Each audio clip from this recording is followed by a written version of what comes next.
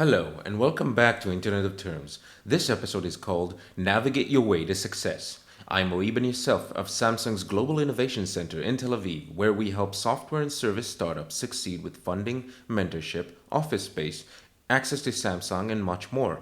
If you're interested, please email me at royby@gmail.com. So, what do we desire today?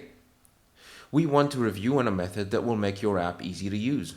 What most developers mistakenly call intuitive. Why mistakenly? Well, because nothing is really intuitive, meaning it's evidently clear on its own with no examples. But by working with recognizable design patterns, your users will know what you're expecting them to do. That will reduce the cognitive overhead friction we talked about before. For newcomers, there's a link in the description. And that will make users happy, and happy users will be willing to pay and become customers. Also, the same method will make you more eligible to be featured on Google Play, which means more PR and exposure. Intrigued? Can't wait any longer? Well, you don't have to. Let's get started. First, some definitions. Let's start with a payoff, one of them at least, and the least important in my opinion. But to get featured on Google Play, you must be chosen by a Google Play UX reviewer. It will put you on a separate and shorter list, and on some screen will give you much more screen real estate. You'll appear on more searches and closer to the top. But for all of that to happen, you must follow all the rules, which are written in publicly available documents like the Core Application Quality Checklist, as well as the Google Design Guidelines and the Material Design Guidelines. Got your attention now, didn't I? But you still don't know where to start? That's okay, we're here to help. But first, some more definitions. The back navigation is a system-wide functionality of navigation, so it means the same in every application in the system, which is important. It's very old, existing in every Android version since the very beginning. And what it does is it simply returns one step into the user's recently used history list, not to be confused with the recents list, as that list saves by task and not by screen. The up navigation is specific to your application and its logical and contextual hierarchy. It was added in API level 14, which is Honeycomb, to address the growing complexity of Android apps and signal the new age in product maturity. And all it does is to return to the current screen parent screen. This is also why your app's root screen should not have an up button, and instead it is most likely to receive the navigation drawer hamburger icon, which we'll cover in a later time.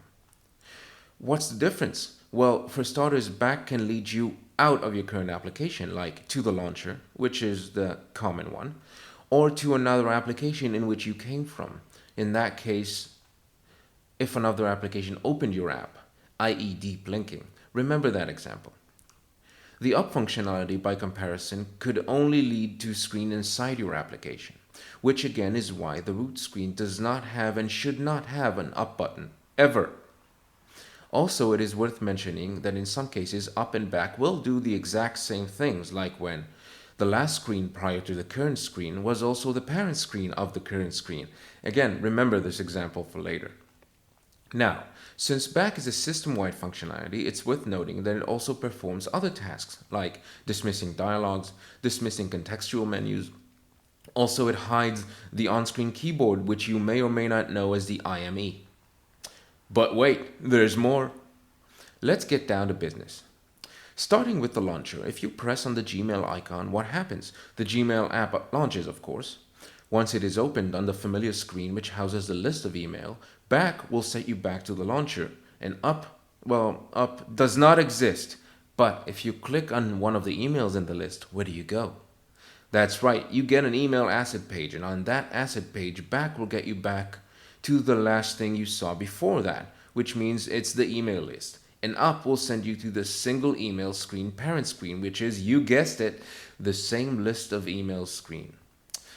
See? Told you I'll circle back to that example. It's a good example, but also wildly confusing since it only shows you a case where up and back are the same, which causes a lot of confusion.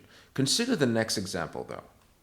Start the same, just selecting an email from an email list and open the single email asset page. But then from that asset page, swipe right.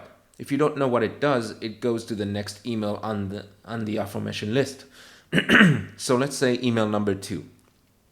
Back will still get you back to the last screen you saw, so that means the screen for the asset page for email number 1. But the parent screen for an email asset page is the email list, so it will lead you to that one and not to email number one. Okay? I hope you understand the difference better now, because that's all the time we have left. Please join us next time for another installment of Internet of Things. Please look at the description to find the links to all the post articles and repos I used. Thank you. Bye bye.